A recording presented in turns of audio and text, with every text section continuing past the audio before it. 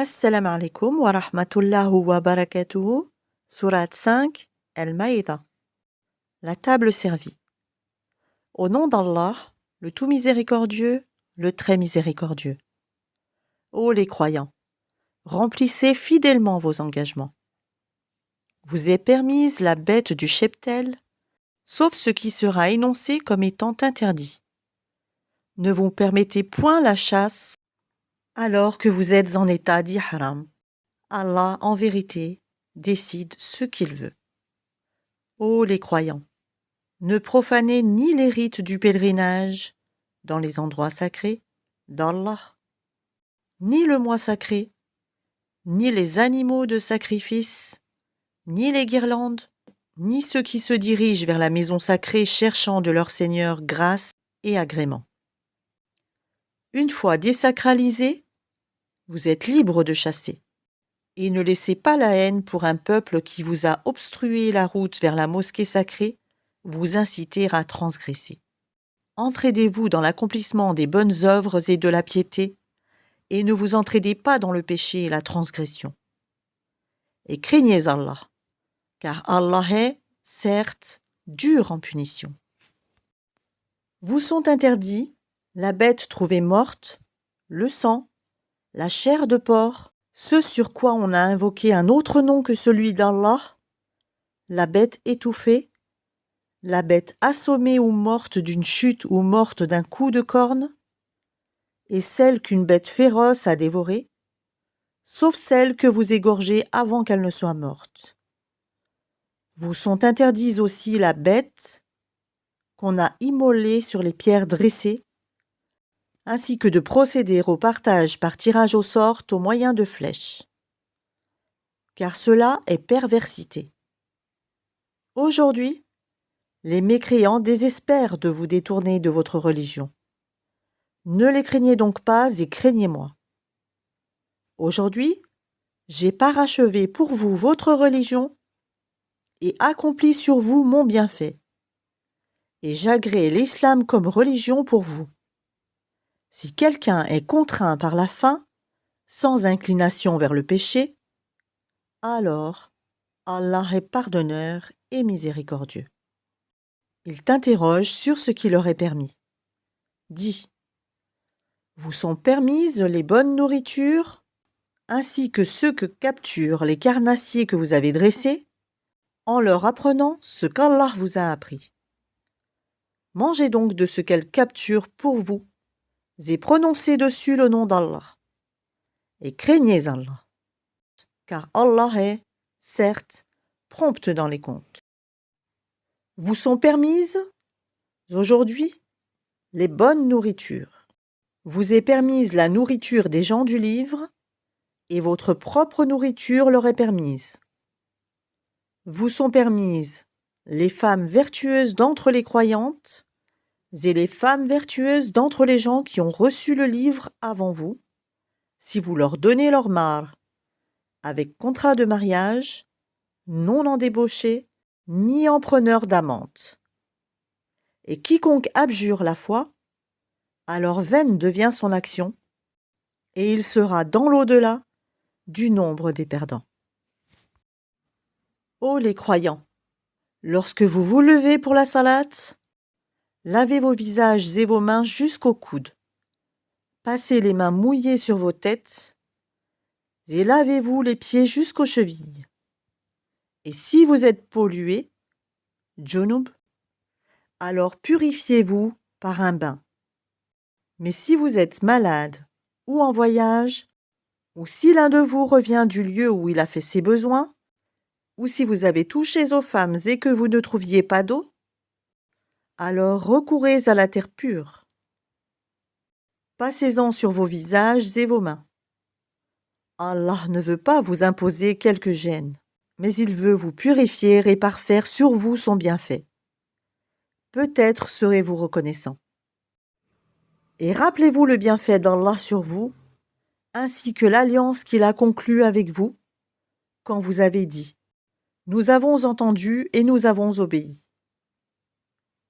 Et craignez Allah, car Allah connaît parfaitement le contenu des cœurs. Ô les croyants, soyez stricts dans vos devoirs envers Allah et soyez des témoins équitables, et que la haine pour un peuple ne vous incite pas à être injuste. Pratiquez l'équité, cela est plus proche de la piété, et craignez Allah, car Allah est certes parfaitement connaisseur de ce que vous faites. Allah a promis à ceux qui croient et font de bonnes œuvres qu'il y aura pour eux un pardon et une énorme récompense. Quant à ceux qui ne croient pas et traitent de mensonges nos preuves, ceux-là sont des gens de l'enfer. Ô les croyants, rappelez-vous le bienfait d'Allah à votre égard, le jour où un groupe d'ennemis s'apprêtait à porter la main sur vous en vue de vous attaquer et qu'il repoussa leur tentative. Et craignez Allah, c'est en Allah que les croyants doivent mettre leur confiance. Et Allah certes prit l'engagement des enfants d'Israël. Nous nommâmes 12 chefs d'entre eux. Et Allah dit, je suis avec vous, pourvu que vous accomplissiez la salate, acquittiez la zakat, croyiez en mes messagers, les aidiez et fassiez à Allah un bon prêt. Alors, certes, j'effacerai vos méfaits et vous ferai entrer au jardin sous lesquels coulent les ruisseaux. Et quiconque parmi vous, après cela, mécroit, s'égare certes du droit chemin.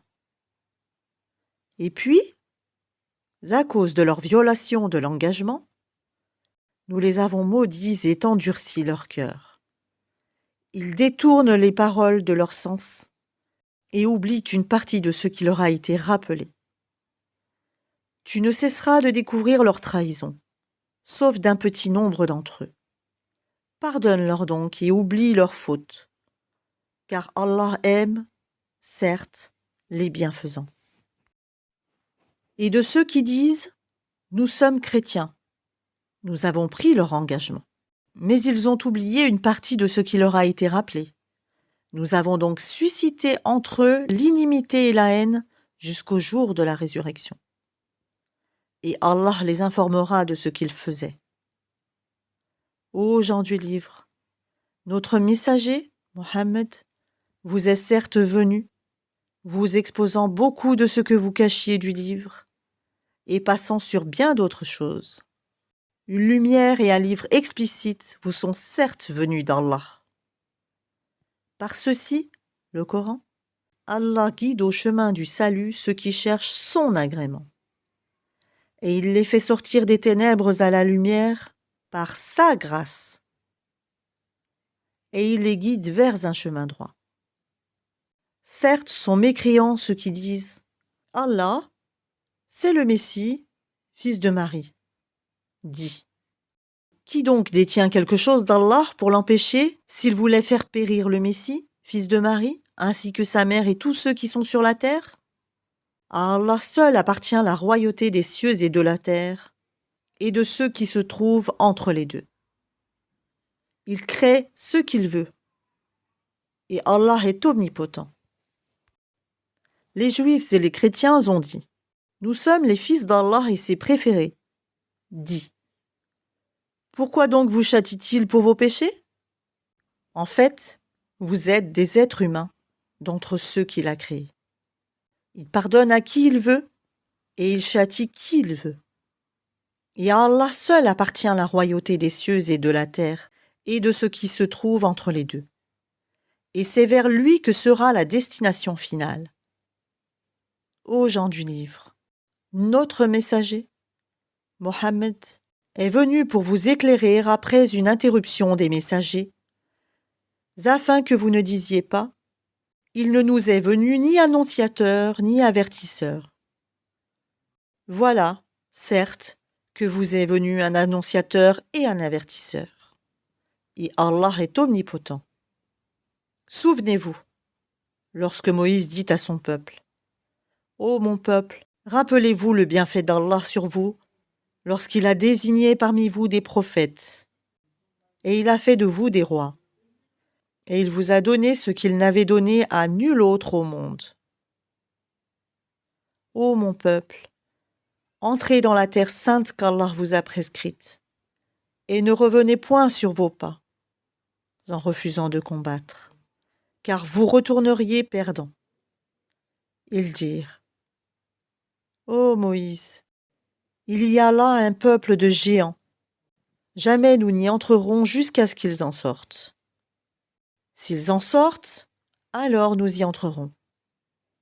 2 hommes d'entre ceux qui craignaient Allah et qui étaient comblés par lui de bienfaits dirent: Entrez chez eux par la porte, puis quand vous y serez entrés, vous serez sans doute les dominants. Et c'est en Allah qu'il faut avoir confiance, si vous êtes croyants. Ils dirent: Moïse, nous n'y entrerons jamais, aussi longtemps qu'ils y seront. Va donc, toi et ton Seigneur, et combattez tous deux. Nous restons là où nous sommes. Il dit: Seigneur, je n'ai de pouvoir, vraiment, que sur moi-même et sur mon frère. Sépare-nous donc de ce peuple pervers. Allah, dit: Eh bien, ce pays leur sera interdit pendant 40 ans, durant lesquels ils erreront sur la terre. Ne te tourmente donc pas pour ce peuple pervers. Et raconte-leur en toute vérité l'histoire des 2 fils d'Adam. Les 2 offrirent des sacrifices. Celui de l'un fut accepté, et celui de l'autre ne le fut pas. Celui-ci dit: Je te tuerai sûrement. Allah n'accepte, dit l'autre, que de la part des pieux. Si tu étends vers moi ta main pour me tuer, moi je n'étendrai pas vers toi ma main pour te tuer, car je crains Allah, le Seigneur de l'univers. Je veux que tu partes avec le péché de m'avoir tué et avec ton propre péché. Alors tu seras du nombre des gens du feu. Telle est la récompense des injustes. Son âme l'incita à tuer son frère. Il le tua donc et devint ainsi du nombre des perdants. Puis Allah envoya un corbeau qui se mit à gratter la terre pour lui montrer comment ensevelir le cadavre de son frère. Il dit: Malheur à moi, suis-je incapable d'être, comme ce corbeau, à même d'ensevelir le cadavre de mon frère? Il devint alors du nombre de ceux que ronge le remords.